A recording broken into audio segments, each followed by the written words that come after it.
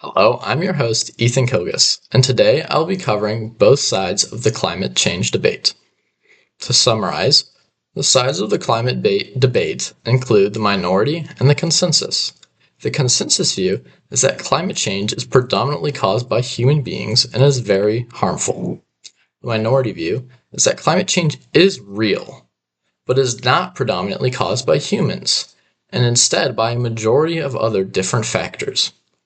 Each side has many arguments as to why they believe these things, and today I will be outlining the arguments that I find to be the most convincing and most representative of each side. First argument for the consensus I would like to cover is that carbon dioxide is a greenhouse gas. I think this is a good starting point, as it is probably the most pervasive argument across the whole entire consensus. This argument is used a lot because of the undeniable fact that humans are a major producer of carbon dioxide, and that there's a strong correlation between the rise of emissions of carbon dioxide and the rising temperatures throughout history. I find this argument to be one of the strongest arguments at the disposal of the consensus because it is an undeniable fact that greenhouse gases warm the planet. And the fact is that carbon dioxide is a greenhouse gas, which warms the planet.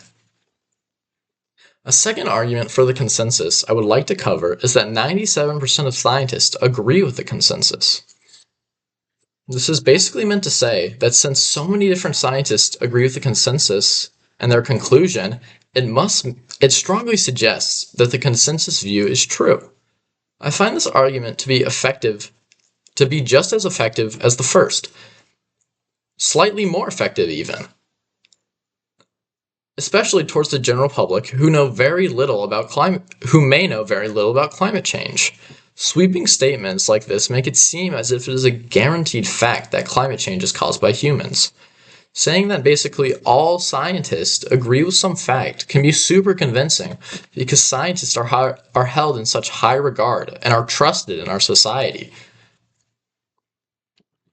The third and final argument for the consensus I would like to cover is that sea levels are rising. It is an undisputable fact that sea levels are rising. As you can see from this graph, there's a steady increase for around 100 years. Unlike graphs that we may show later on, this graph is indisputable. And we also know that the rise of temperatures can cause this rise in sea level to happen. We know that heat increases the volume of water, and that the melting of polar ice caps also contributes to more water in the ocean, causing sea levels to rise. This argument says that sea levels are rising because of the increase in temperature due to global warming. I think this argument is a little less convincing, though.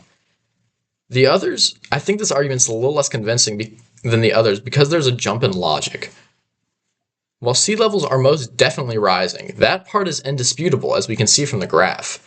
However, it might not be just because of the two factors that are mentioned and can be due to so many other factors. Now that the consensus arguments are wrapped up, the first argument for the minority I would like to cover is the medieval warming period. The medieval warming period was a period of warm temperatures from 900 to 1300 CE.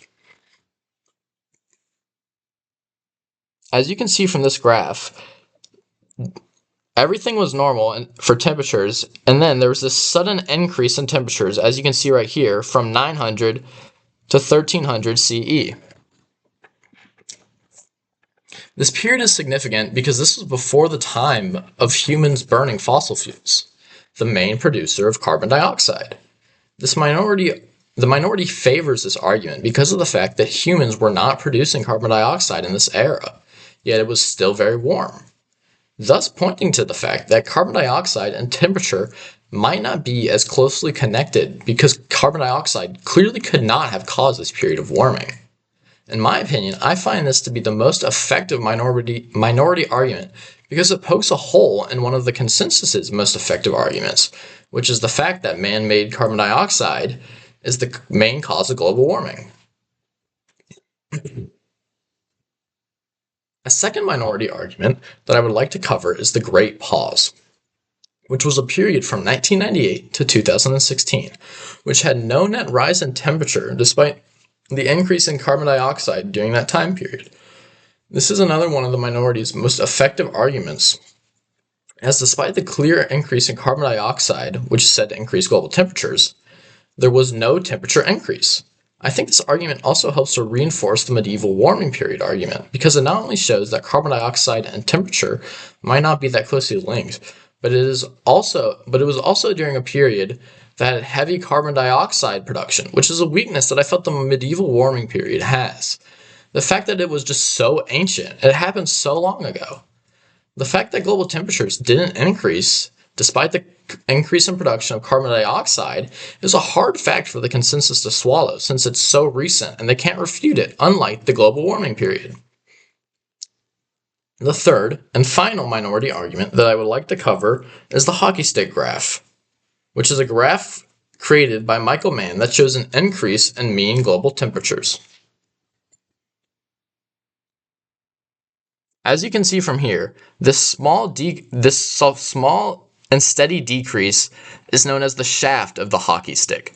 And then this sudden and sharp increase is known as the blade. This is where the hockey stick graph gets its name.